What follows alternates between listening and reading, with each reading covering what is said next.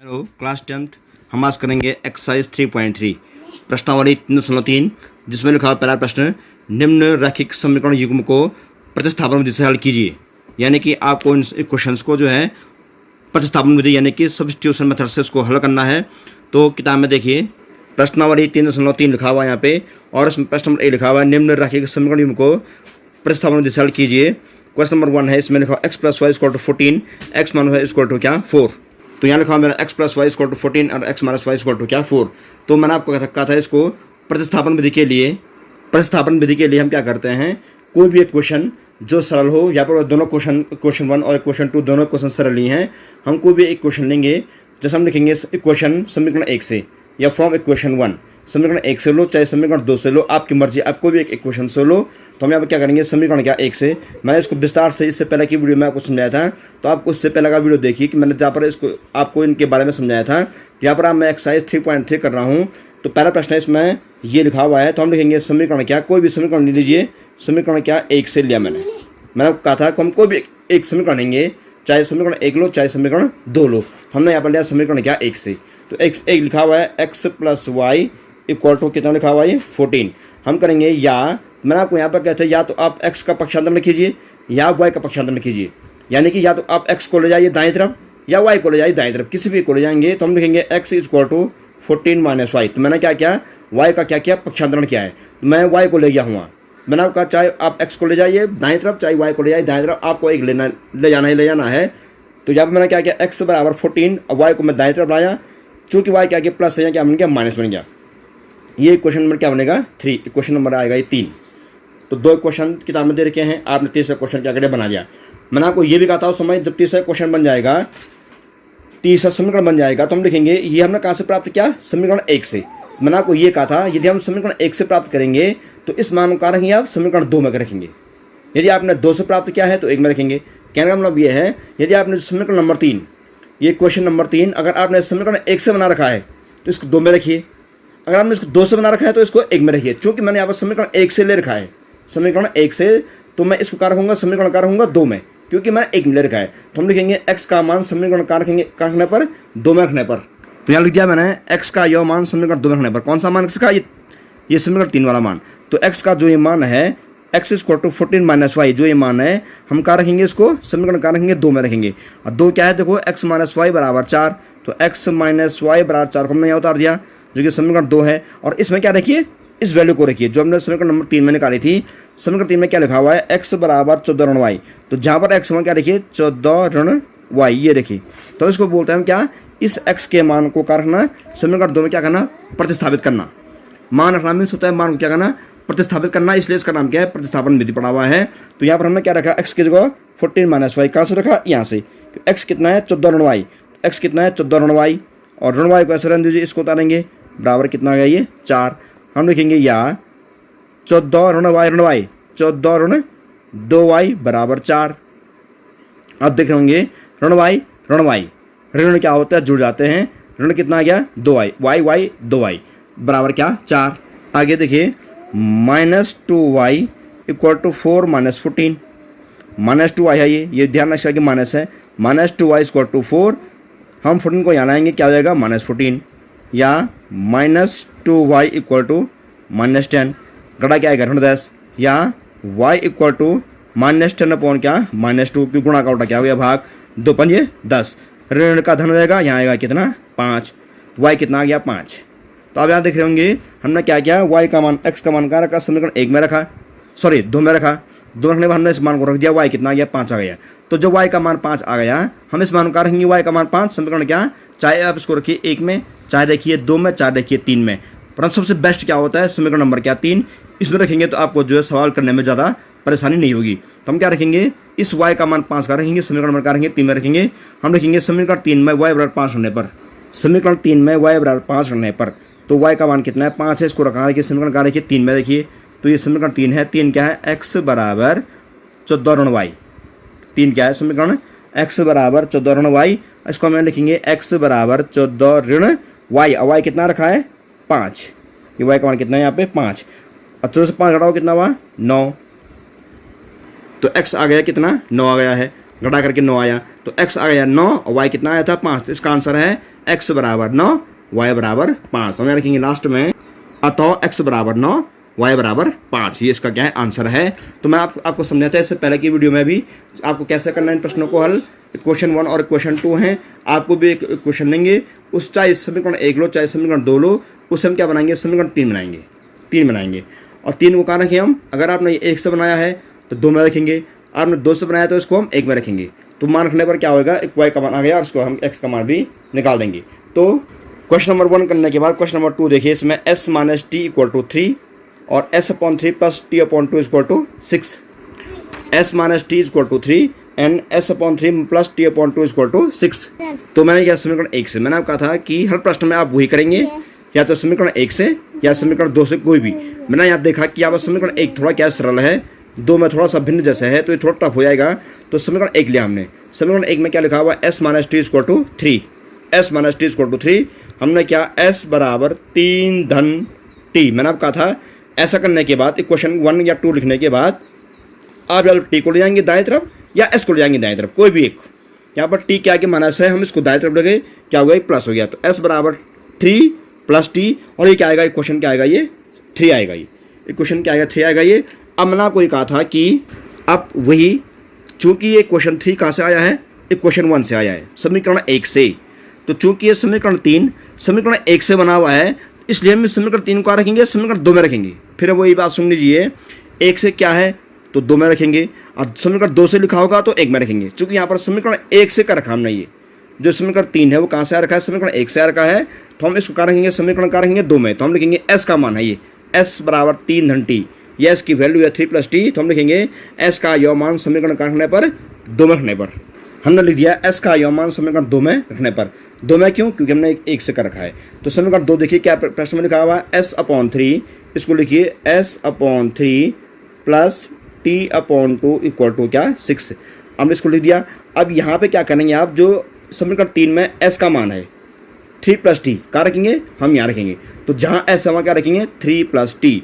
तो देखिए यहाँ s है, यहाँ लिखिए 3 प्लस t/3, s की जगह क्या आएगा 3 प्लस टी। कहाँ से आइए 3 प्लस टी, समीकरण नंबर 3 से, क्योंकि s की वैल्यू है 3 प्लस टी।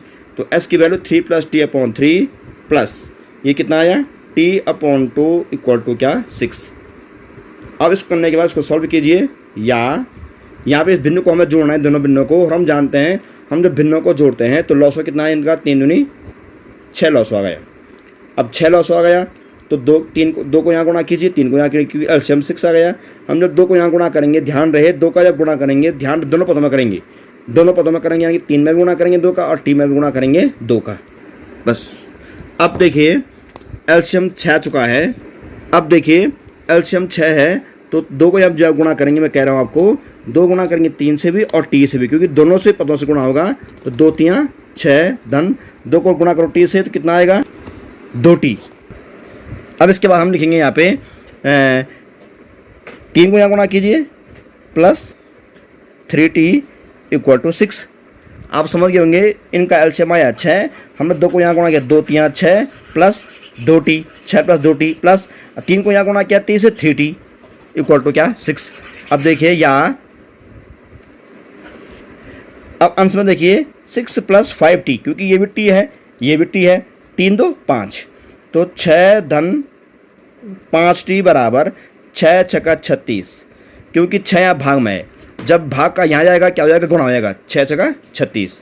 तो 6 प्लस 5t इक्वल टू क्या 36, या 5t equal to 36 minus 6, 36 plus 6 का माइनस 6, या 5t इक्वल टू कितना गया 30 घटा करके आया 30, या t बराबर क्या 30/5, भाग का क्या गुणा हो गया, अब बराबर 5 6 30, 5 6 30। तो t की वैल्यू कितनी आ गई 6। अब देखिए मैंने आपको कहा था जब t की वैल्यू आ जाएगी, s या t कोई भी आएगी पहले, जब t की वैल्यू या s की वैल्यू पहले आएगी, इन प्रश्न में x की वैल्यू या y की वैल्यू जो भी वैल्यू पहले आएगी, हम उसको क्या रखेंगे, समीकरण क्या रखेंगे 3 में।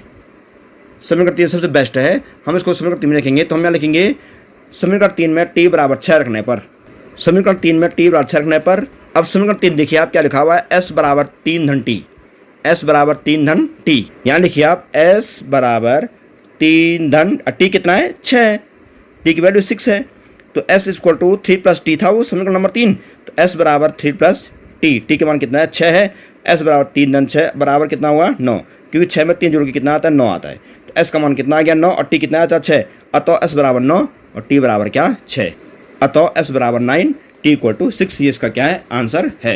अब प्रश्न 2 के बाद प्रश्न नंबर 3 देखिए, तीसरा है 3x minus Y equal to 3, 9x minus 3y equal to 9। अब जब इसको चेक करेंगे कैसे, a1 बराबर 3, b1 बराबर 1, c1 बराबर 3, जो कि मैंने आपको काफ़ी कुछ दिन पहले वीडियो में आपको समझाया था, वही है ये।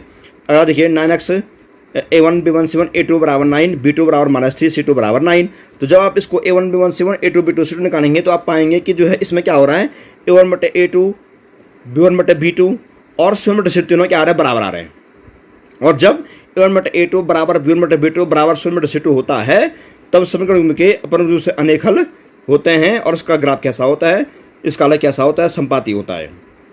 तो हम इसको सॉल्व नहीं करेंगे क्योंकि इसके अपर रूप से क्या अनेक हल है, इसको हम सॉल्व नहीं कर पाएंगे, तो इसको हम ये छोड़ देंगे, आप इसको छोड़ देना। प्रश्न नंबर 4 करेंगे हम सीधे, और प्रश्न नंबर 4 को देखिए क्या लिखा हुआ है, ये 0.2x plus 0.3y equal to 1.3, 0.4x plus 0.5y equal to 2.3। यह है question number 4, 0.2x plus 0.3y equal to 1.3, 0.4x plus 0.5y equal to 2.3। हमने इसको लिख दिया, या इक्वेशन को हमने ऐसा लिख दिया 2x plus 3y equal to 13, 4x plus 5y equal to 23, यानी एक इस क्वेश्चन में से हमने डेसिमल क्या कर दिया, छोड़ दिए। जहाँ भी डेसिमल है, डेसिमल को हमने छोड़ दिया, हमने उसका बनाया। अब डेसिमल क्यों छोड़ा, आप देख रहे होंगे यहाँ पे मैंने डायरेक्ट लिख दिया है, आप भी ऐसा लिख सकते हैं। हम यहाँ पर देख रहे होंगे, चेक कर रहे होंगे आप यहाँ पे कि दशमलव के बाद एक अंक है, दशमलव के बाद यहाँ भी एक अंक है, और दशमलव के बाद यहाँ भी क्या एक अंक है। तो हमने क्या किया यहाँ पे, आप ये मान कर चलिए दोनों पक्षों में 10 से गुणा किया। ये बराबर का चिन्ह है ना, जो ये बराबर का जो साइन है, इसके लेफ्ट में भी 10 से मल्टीप्लाई किया, इसके राइट में भी 10 से मल्टीप्लाई किया। जब इसके बाएं पक्ष में हमने 10 से गुणा किया, 10 से गुणा करने पर पॉइंट एक स्थान यहाँ आया, तो जब पॉइंट यहाँ से 2 के पीछे आया तो बन गया 2x, और यहाँ भी पॉइंट यहाँ से आया तो कितना बन गया 3y। जब पॉइंट यहाँ से जो है 1.3 से पॉइंट खिसक के यहाँ पीछे आया तो क्या बन गया 13। तो 10 से गुणा दोनों पक्ष में किया तो क्या बन गया, डेसिमल अपने आप हट गया, क्योंकि दशमलव के बाद एक अंक यहाँ भी है, दशमलव के बाद एक अंक यहाँ भी है, दशमलव के बाद एक अंक यहाँ भी है, एक अंक में 10 से हमने दोनों पक्षों में 10 से जब गुणा किया तो डेसिमल क्या हो गया, समीकरण में हट गया। और वैसे ही क्वेश्चन 2 में भी क्या हमने यहाँ पे 0.4x 0.5y 2.3, डेसिमल के बाद यहाँ भी एक अंक है, डेसिमल के बाद यहाँ भी एक अंक है, डेसिमल के बाद यहाँ भी एक अंक है। चूंकि एक अंक है तो हमने दोनों पक्षों में 10 से गुणा यहाँ भी किया, और 10 गुणा करने पर यहाँ भी डेसिमल क्या हो गई, छूट गई। तो प्रश्न बहुत सिंपल बन गया, 2x plus 3y equal to 13 and 4x plus 5y equal to 23। अब इसको सॉल्व कीजिए, जो हमने इससे पहले क्या था वैसे इसको सॉल्व कीजिए। मैंने को यहाँ पे कहा था हम क्या लिखेंगे, समीकरण 1 या समीकरण क्या 2 से, तो मैंने यहाँ लिखा समीकरण 1 से, समीकरण 1 से 2x plus 3y equal to 13। अब या 2x equal to 13 minus 3y, क्योंकि हमें x या y को एक को दाएं तरफ लाना है, जो मैं आपको बार बार कह रहा हूँ। हमने y का पक्षांतर कर दिया, या अभी पूरा नहीं हुआ, ये x बराबर 13 ऋण 3y बटे 2। आप देख रहे होंगे x बराबर 13 ऋण 3y बटे क्या 2, तो गुणा का क्या आ गया, भाग आ गया, ये समीकरण क्या बन गया, ये तीसरा क्या गया, समीकरण नंबर क्या आ गया 3। आप देख रहे होंगे कि x बराबर 13 ऋण 3y बटे कितना आ गया, ये 2। तो ये 2 गुणा का उल्टा क्या हो गया, भाग हुआ, ये क्वेश्चन बन गया 3। हमने ऐसे प्रश्न कई बार कर लिए हैं। अब यहाँ पर ये समझिए हमने कहाँ से निकाला, ये समीकरण क्या 1 से, हम करेंगे इसको समीकरण क्या 2 में। तो हम लिखेंगे x का मान समीकरण 2 में रखने पर, तो x का यह मान समीकरण 2 में रखने पर हमने इसको 1 से क्या कहा था, हम 2 में रखेंगे, 1 से प्राप्त किया था 2 में रखेंगे। अब 2 ये है, देखिए सवाल में 4x प्लस 5 इक्वल टू 23, यह मैंने इसको ले दिया। अब इस क्वेश्चन में x की वैल्यू कितनी है, 13 माइनस 3y अपॉन 2, इसको रखिए यहाँ पे। कैसे रखेंगे, ये लिखा हुआ है 4 ब्रैकेट्स में। हम जब भी मान रखते हैं ब्रैकेट्स का प्रयोग जरूर करते हैं, ध्यान रखना आप जब भी इस x समीकरण 3 से जो मान रखेंगे आप, चाहे आप रखेंगे x का चाहे आप रखिए y का, आप ब्रैकेट्स का प्रयोग जरूर करेंगे। तो हमने x का 4 लिख दिया, यहाँ x की वैल्यू कहाँ से कितनी है ये बोलो जरा, 13 ऋण 3y बटे 2। हम लिखेंगे 13 ऋण 3y बटे 2 यहाँ से। अब क्वेश्चन बंद कीजिए, धन क्या 5y बराबर क्या 23। अब देखिए या 2 दूनी 4, ये कट रहा है यहाँ पे, 2 2 जा 4, ये दोनों काट सकते हैं आप। अब जब आपने 2 से 2 काट दिया तो यहाँ पर ये लगाइए, यहाँ पर 2 है। अब जब ब्रैकेट्स को खोलेंगे आप, जब ब्रैकेट्स को ओपन करेंगे तो 2 गुणा करेंगे 13 से भी, 2 गुणा करेंगे क्या 3y से भी, चूंकि कोष्टक खोलने पर कोष्टक के बाद जो संख्या होती है उसको हम कोष्टक के अंदर सभी पदों से गुणा करते हैं। तो यहाँ पर कोष्टक खोलने के बाद चूंकि हर बार 2 दूनी 4 हो गया, अब 2 गुणा करते 13 दूनी 26 ऋण 2 गुणा करते 3 से 2 तियाँ 6y, तो 26 ऋण क्या 6y। और धन क्या लिखा हुआ है यहाँ पे 5y पर ऐसे है बराबर क्या 23। उसके बाद देखिए 26 ऋण 6y के बाद 26 ऋण y, चूँकि हम जानते हैं कि 6y और 5y, ऋण 6 धन 5, इनमें अब 6 का चिन्ह बड़ा है, 6 बड़ा है उसका चिन्ह माइनस है, हमने माइनस लगा दिया, अच्छा से 5 गया 1 y, क्योंकि प्लस माइनस क्या होते हैं घट जाते हैं, यहाँ पर माइनस 1y बराबर क्या 23। अब देखिए माइनस वाई हम लिखेंगे यहाँ, ये माइनस वाई या minus Y equal to 23 minus क्या 26, माइनस वाई इक्वल टू, अब देखिए या माइनस वाई इक्वल टू -3, क्योंकि 23 में 26 गया ऋण 3 आएगा। अब माइनस यहाँ भी है माइनस यहाँ भी है, तो क्या होंगे दोनों प्लस, या y इक्वल टू क्या 3, तो y की वैल्यू कितनी आ गई 3, तो y की वैल्यू 3 आ गई। हम इस वैल्यू कहाँ रखेंगे, हर प्रश्न की तरह जो हमने पहले भी किए थे प्रश्न नंबर 1, 2 में, हम y का मान कहाँ रखेंगे, समीकरण कहाँ रखेंगे 3 में रखेंगे। समीकरण 3 में y बराबर 3 रखने पर, अब समीकरण 3 में y का मान 3 देखिए, पहले समीकरण 3 क्या था फिर बताओ, ये था x बराबर, ये है समीकरण 3 x बराबर 13 3y बटे 2, तो इसको लिखिए x बराबर 13 3y, हम इसको यहाँ लिखेंगे x बराबर 13 ऋण 3y, 13 ऋण 3 गुणा गई 3, क्योंकि y का मान 3 है, 13 ऋण 3y, 3 गुणा गई y बटे क्या था वह समीकरण में 2, या x बराबर, अब यहाँ इसको सॉल्व कीजिए, अंश में पहले हम गुणा करते हैं, ये नहीं कि आप 13 में घटाएंगे 3, हम लिखेंगे 13 ऋण 9। जब भी हम इस प्रकार के समीकरणों को सॉल्व करते हैं पहले गुणा करते हैं, पहले जोड़ते घटाते नहीं है, पहले आपको ऐड या सब्ट्रैक्शन नहीं करना है, पहले आपको मल्टीप्लाई करना है 3 3 9, अब ऑन कितना हो गया 2। अब यहाँ x इक्वल टू, अब 13 से घटाओ 4 बटे 2 बराबर 2 दूनी 4, x कितना आ गया 2, तो x आ गया 2, और y कितना आया था इससे पहले 3 आया था, तो इसका उत्तर आ गया x बराबर 2 y बराबर 3, अतः x बराबर 2 y बराबर 3। क्वेश्चन नंबर 5 देखिए, square root x plus square through y equal to 0, square through क्या 0, तो हम यहाँ इसको उतार रहे हैं, ये क्वेश्चन है वो, इसका आंसर देखिए समीकरण 2 से, आप 1 से कीजिए चाहे 2 से कीजिए, मैं आपको बार बार कह रहा हूँ, हमने इस समय लिखा समीकरण 2 से, क्योंकि 2 में क्या माइनस है, माइनस क्या हो जाएगा इधर के प्लस हो जाएगा, तो हमने समीकरण 2 से कैसे किया, मैं थोड़ा छोटा कर रहा हूँ इसको, वर्गमूल 3x, ये देखिए बराबर 0 धन वर्गमूल 8y। देखिए आप यहाँ से मैंने इस स्क्वायर रूट 8y को दाईं तरफ ले गया, तो जब मैं वर्गमूल 8y को दाईं तरफ ले गया तो क्या हो गया 0, तो यहाँ पहले से ही इसका क्या माइनस माइनस क्या बन जाएगा प्लस बन जाएगा, तो मैं इसको दाईं तरफ ला चुका हूँ यहाँ पे, वर्गमूल 3x बराबर 0 धन वर्गमूल 8y, या वर्गमूल 3x बराबर, जोड़िए इसको वर्गमूल 8y, या x बराबर वर्गमूल 8 बटे वर्गमूल 3y, और एक क्वेश्चन क्या बन गया 3, तो x बराबर वर्गमूल 8y बटे क्या वर्गमूल 3, ये निशान में आ गया, इसको हम ये भी कहते हैं वर्गमूल 8y, इस y को आप ऊपर अंश में वर्गमूल 8 के साथ मान सकते हैं, तो ये x बराबर वर्गमूल 8 बटे वर्गमूल 3y को हो, चाहे x बराबर वर्गमूल 8y, y को ऊपर अंश में मान लीजिए बटे वर्गमूल क्या 3 हर में आएगा, क्वेश्चन क्या बन जाएगा ये 3। समीकरण 3 कहाँ से आया है इस बार देखिए, इस बार समीकरण 3 जो आया x का मान वो समीकरण 2 से आ रखा है, और चूंकि समीकरण 2 से आया हम इसको क्या रखेंगे समीकरण 1 में रखेंगे, हम लिखेंगे यहाँ पे समीकरण 1 में रखने पर, मतलब x का यह मान समीकरण 1 में रखने पर, अब इसको 1 में रखिए, एक समीकरण ये है देखिए क्या लिखा, वर्गमूल 2x धन वर्गमूल 3y बराबर कितना है ये 0 है, और x का मान कितना है ये देखिए, इसको लिखे हैं वर्गमूल 2 यहाँ लिखा हुआ है, मल्टीप्लाई कीजिए इसको, और x की वैल्यू कितनी आई थी square root 8 upon square root 3 और y, ये वैल्यू आई थी, हमने इसको यहाँ से यहाँ रख दिया x की जगह, और प्लस क्या है वो square root 3y equal to क्या 0। अब देखिए इसको अब यहाँ ध्यान से देखिए, ये है स्क्वायर रूट 8, हम जब इसको यहाँ गुणा करेंगे वर्गमूल 2 गुणा का वर्गमूल 8, चूँकि कट तो नहीं रहे हैं, आज हम 2 को 8 से गुणा करेंगे 2 8 16 हो जाएगा ये, तो 2 8 जा 16, और 16 के बाद से क्या आएगा वर्गमूल, तो यहाँ हम लिखेंगे वर्गमूल क्या 16, ऐसे लिखेंगे, यहाँ देखिए 2 8 16, और 2 8 16 किया, लेकिन बाहर से क्या वर्गमूल भी है, और हम जानते हैं कि 16 का वर्गमूल कितना होता है 4, हम जानते हैं कि 16 का स्क्वायर रूट कितना होता है 4, तो इनको गुणा करके कितना गया 4y। अपॉन कितना है ये वर्गमूल 3, ये देखो स्क्वायर रूट 3। तो इनको गुणा करके आया 8 दूनी वर्गमूल 16 और 16 का वर्गमूल कितना होता है 4। तो 4 वाई बता दिया हमने 4y बटे वर्गमूल 3 धन वर्गमूल 3y बराबर क्या 0। हम जानते हैं इसके बाद सॉल्व करना कि वर्गमूल 3 है, इसके हाथ में वर्गमूल 1 मानते हैं, सॉरी इसके हाथ में 1 मानते हैं। वर्गमूल 3 और 1 का एलसीएम कितना आया वर्गमूल 3 आया एलसीएम।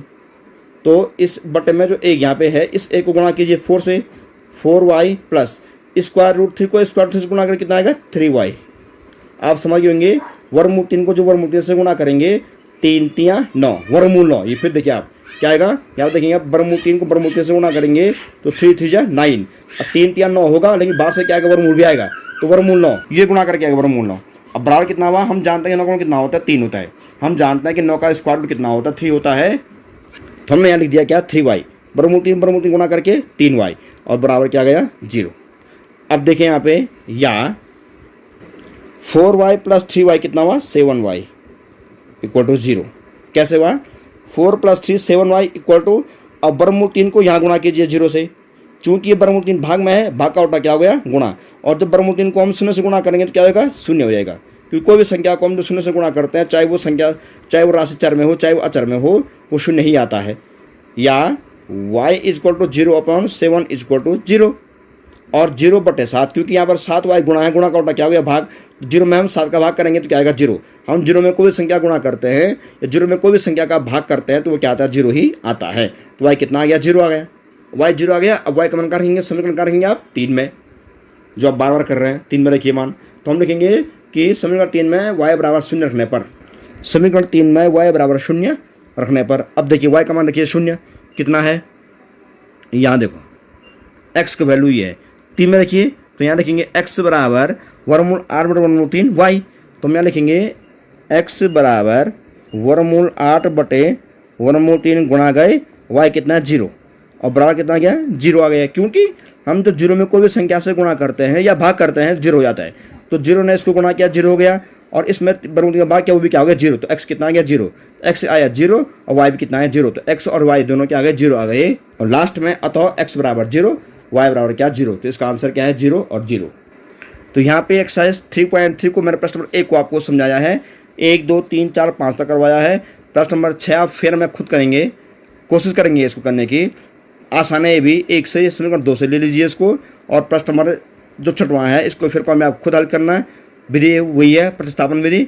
तो प्रश्न नंबर 3.3 को आप फिर को हमें हल करेंगे। अगले दिन हम अगले टॉपिक पर चर्चा करेंगे, प्रश्न नंबर 2 हल करेंगे, प्रश्न नंबर 3 हल करेंगे। बहुत इंपॉर्टेंट प्रश्न नंबर 3 है, इस पर भी हम चर्चा करेंगे। तो अगले दिन आगे प्रश्नों पर विचार करेंगे। तब तक के लिए गुड बाय।